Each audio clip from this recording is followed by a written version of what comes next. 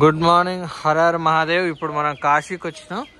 వారణాసి నగరం ఆపోజిట్లో ఉంది. ఇటువైపు ఉన్నాం మనం, అంటే అటువైపు వెళ్ళడానికి బోట్లో వెళ్ళాలి. ప్రజెంట్ ఇటువైపు ఉండి అన్ని పార్కింగ్లు అన్ని ఇక్కడ పెట్టేసి, ఎందుకంటే ఫుల్ క్రౌడ్ ఉంది కాబట్టి ఇటువైపు పార్కింగ్లో పెట్టేసి స్నానం ఇట్లాంటి కార్యక్రమాలను కంప్లీట్ చేసినాక బోట్లో అటువైపు తీసుకెళ్తారట. 100 రూపీస్కి బోట్ ఉంది, అటువైపు వెళ్ళాలి. మధ్యలో ఇసుకలో నడుచుకుంటూ వెళ్ళాలి. జనాలు మాత్రం చాలా మంది ఉన్నారట దర్శనం కావడానికి. లక్షలలో జనాలు ఉన్నారు, ఎందుకంటే మహాకుంభమేళకు వచ్చిన ప్రతి ఒక్కరు వారణాసికి వస్తారు కాబట్టి చాలా మంది జనాలు ఉన్నారు. దర్శనం ఎట్లయితుందో ఏమవుతుందో చూడాలి. ఇదే మన కాశీ మహానగరం. ఒక వన్ ఆఫ్ ద ట్రావెలర్ మా దాంట్లో వచ్చేసాను. ఒక ఇన్స్టెంట్ కుక్కర్ తెచ్చుకోండు. ఇన్స్టెంట్ కుక్కర్ కాదు, పొయ్యి, స్టవ్. ఇన్స్టెంట్, ఓకే, ఇన్స్టెంట్ పొయ్యి తెచ్చుకోండు. 4 hours ఉంటుంది అట. ఇది ఎంత? ఇది కాస్ట్ ఎంత? 480. ఆ బ్యూటైన్లు దొరుకుతాయా బయట? దీంతో పాటు ఇది ఒకటి ఇస్తారు, మళ్ళీ అయిపోతే 130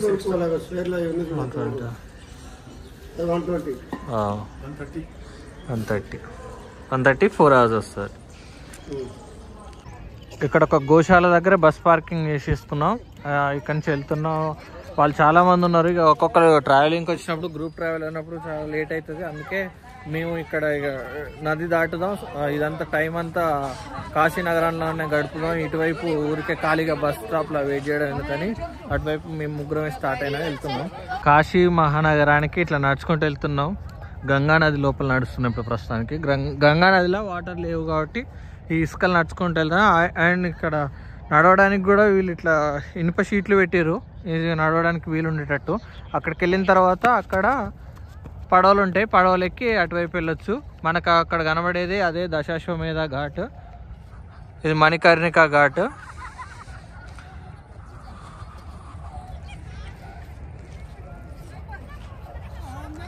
నడుచుకుంటూ వస్తున్నా. ఇక్కడి నుంచి సన్ రైజ్ కూడా కనబడుతుంది, చాలా అద్భుతంగా ఉంది. ఓకే, పాయింట్గా నిజంగా ఈ కాశీ నగరానికి రావాలంటే అదృష్టం ఉండాలి. ఆ ఈశ్వరుడు పిలిస్తేనే రాగలుగుతాం. అలా ఇంత దగ్గర నుంచి ఘాట్లు ఇంత అద్భుతంగా చూడడానికి కూడా అదృష్టం ఉండాలి. ఇవన్నీ పడవలు, ఇట్లా పడవలు తిరుగుతూ ఉంటాయి. కాశీ మహానగరానికి వచ్చేసినాం కదా, బోట్ అటువైపు వెళ్ళాలి. ఈ బోట్ మాట్లాడినాం మనం, అటువైపు వెళ్ళాలి. వెళ్ళి స్నానం అన్ని కంప్లీట్ అయిపోయింది. అక్కడ మనకు కనిపించే దారిలో వెళ్తే దర్శనానికి వెళ్తాం. ఈ దశాశ్వమేధ ఘాటు, మణికర్ణిక ఘాట్. హర హర మహా. ప్రస్తుతానికి వచ్చేసినాం కదా మనం. స్నానం అయిపోయింది, అన్ని కంప్లీట్ అయిపోయింది. లోపలికి వెళ్ళాలి. అక్కడికి వెళ్తే దర్శనానికి వెళ్ళొచ్చు మనం. ఆ దర్శనానికి వెళ్ళడం కోసం వెయిట్ చేస్తున్నాం. బోట్ కూడా మాట్లాడినాం, 100 రూపీస్ పర్ పర్సన్ ఇటు నుంచి అటు క్రాస్ కావడం కోసం. కాశీలో ఇటు ఒడ్డు నుంచి అటువైపు వెళ్తున్నాం. దేవస్థానానికి ఫుల్ క్రౌడ్ ఉందట. 8 గంటల నుంచి 18 గంటలు అట్లా దర్శనానికి టైం పడుతుందని చెప్తారు. మొత్తం కాశీ నగరం అంతా ఒకసారి రౌండ్ వేద్దామని స్టార్ట్ అయినా. ఇప్పుడు కాశీ మహానగరానికి వచ్చేసినాం. ఘాట్, గణేష్ ఘాట్ దగ్గర దిగినాం ప్రస్తుతానికి మనం.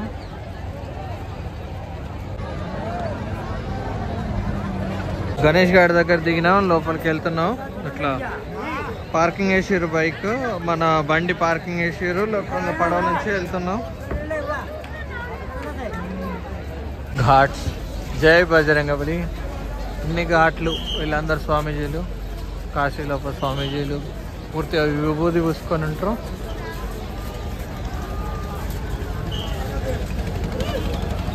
ఒక్కొక్కసారి ఇది జీవితం అనిపిస్తుంది మంచి ప్రశాంతంగా వీళ్ళకి. మణికర్ణిక ఘాట్.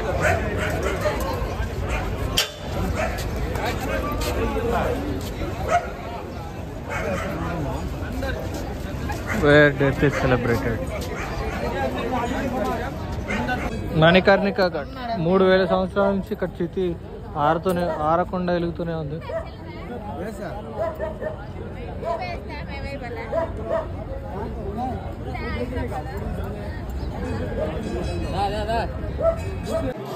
వారణాసి గల్లీలలో కచోరీ తింటున్నాం ఇప్పుడు.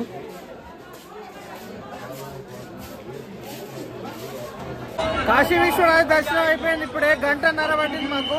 అంటే మేము వేరే షార్ట్ కట్లు వెళ్ళిండే, అందుకే లేకుంటే 8 గంటల నుంచి 10 గంటల వరకు దర్శనం పడుతుంది. ఇప్పుడు కాశీ విశాలక్ష్మి అమ్మవారి దర్శనానికి వెళ్తున్నాం. దర్శనం చాలా అద్భుతంగా అయింది. ఈ రుద్రాక్షలు కూడా తీసుకెళ్ళి శివుడికి తగిలించినాక తీసుకొచ్చారు. చాలా బాగా అయింది. హర మహాదేవ్.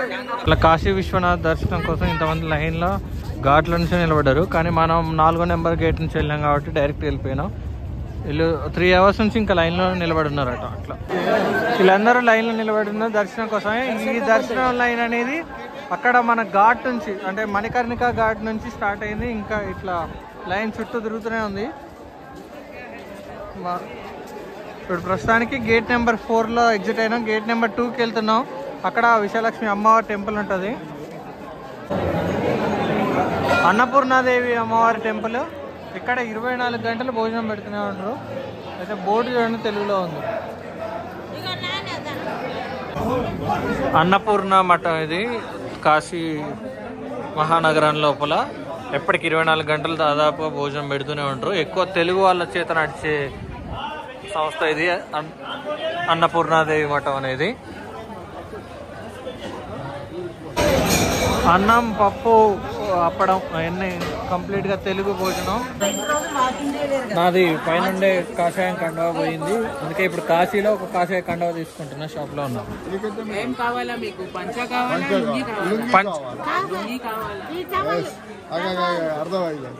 తెలుగు మాట్లాడినా ఈ కలర్ భగవా భగవాన్ కి కలర్. కాశీ విశాలాక్షి టెంపుల్కి వెళ్తున్నాం. 18 శక్తిపీఠాల్లో ఒక శక్తిపీఠం, 12 జ్యోతిర్లింగాలలో ఒక జ్యోతిర్లింగం, కాశీ విశ్వనాథ జ్యోతిర్లింగం శక్తిపీఠాల్లో ఒకటి. ఇటువైపు వెళ్తే అన్నపూర్ణ మందిర్. మనం అన్నపూర్ణ దర్శనం అయిపోయింది. విశాలాక్షి వెళ్ళాలి. చాలా మందిని అనుకుంటూ వస్తున్నాం.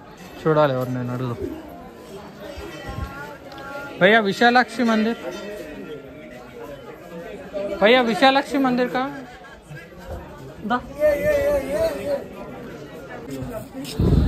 కాశీ విశాలాక్షి మందిర్. ఇది అష్టాదశ శక్తిపీఠాల్లో ఒక శక్తిపీఠం.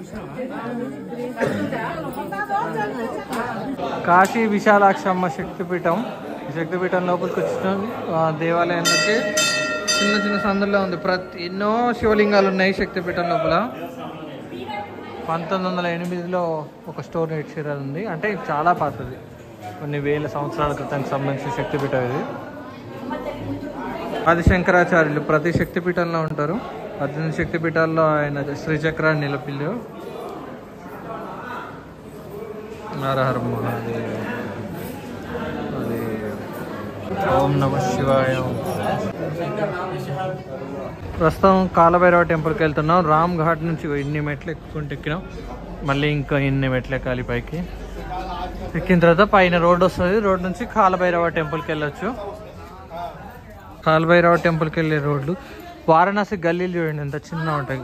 ఇక్కడ ఇంత చిన్న గల్లీలు ఉన్నా మనుషులందరూ చాలా మంచి వాళ్ళు ఉన్నారు. ప్రతి ఒక్కరు రూట్ అన్న ఏది అడిగినా ఏమంటే క్లియర్గా చెప్తారు. అడుగడుగున ఒక శివలింగం కనిపిస్తుంది. మొత్తం అంతా వారణాసిలో ఉన్న ప్రతి ఒక్క శివుని దర్శనం చేసుకోవాలంటే కనీసం 30-40 ఏళ్ళు పట్టేటట్టుంది. అన్ని శివలింగాలు ఉన్నాయి. ఆర్ట్ చూడండి ఎంత ఆర్ట్ ఉందో. ప్రతి గోడకి ఒక ఆర్ట్ వేసారు, చాలా ఆర్టిస్టిక్గా. మళ్ళీ అన్ని ఇండియన్ కల్చర్ ఆర్ట్స్ వేసారు. ఇల్లు ఇట్లున్నాయి, ఇల్లు చిన్న చిన్న ఇల్లు. ఇంత చిన్న గల్లీలు ఉన్నాయి కదా వారణాసిలో, అయినా దీనిలో బైక్లు వేసుకొని తిరుగుతారు. బైక్లు ప్రశాంతంగా తిప్పుకుంటారు. చూడండి, ఒక ఆయన పెద్ద పాల క్యాన్లు వేసుకొని వస్తుండే, ఎంత ఈజీగా వెళ్ళిపోతుండ. ఫ్రూట్ మార్కెట్ ఇది వారణాసి. పండ్లు అరకిలో 30 రూపాయలకు అమ్ముతారు. అంటే మన అరటి పండ్లు డజన్ లెక్క కాకుండా కేజీ లెక్క అమ్ముతారు. కూరగాయల మార్కెట్ అంతా. రిటర్న్ అటువైపు వెళ్తున్నాం మేము. ఇప్పుడు మా బస్సు అటువైపు ఉంది కాబట్టి వెళ్తున్నాం. ఇది బోట్ మాట్లాడుకున్నాం. సేమ్ అదే మనిషికి 100 కింద. పొద్దున వచ్చింది మోటరైజ్డ్ బోటు, ఇది మాన్యువల్ బోటు. వీళ్ళు తెడ్డుతోటి వస్తూనే వెళ్తుంది. కాశీ మహానగరాన్ని వదిలి వెళ్తున్నాం ఎన్నో జ్ఞాపకాలతోటి. Banaras boat ride. ఇంతకన్నా పీస్ఫుల్ మూమెంట్ ఏది ఉండదు. మళ్ళీ అది సన్సెట్ అయ్యే టైంలో సూర్యాస్తమయం అవుతుంది, చీకటి అవుతుంది. ఇప్పుడే కాశీ నగరంలో అన్ని లైట్స్ అన్నీ వెలుగుతున్నాయి. ప్రశాంతంగా బోట్లో, అది కూడా మోటార్ బోట్ కాకుండా మాన్యువల్ బోట్లో వెళ్తున్నాం.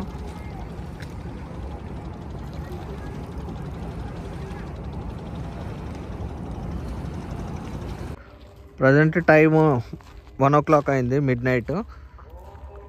ఈరోజు మహాశివరాత్రి రోజు కాశీ నగరానికి ఆపోజిట్లో ఉన్నాం, అటువైపు కాశీ. హర హర మహాదేవ్. మళ్ళీ రేపు అయోధ్యలో కలుద్దాం. జై హింద్. హర హర మహాదేవ్.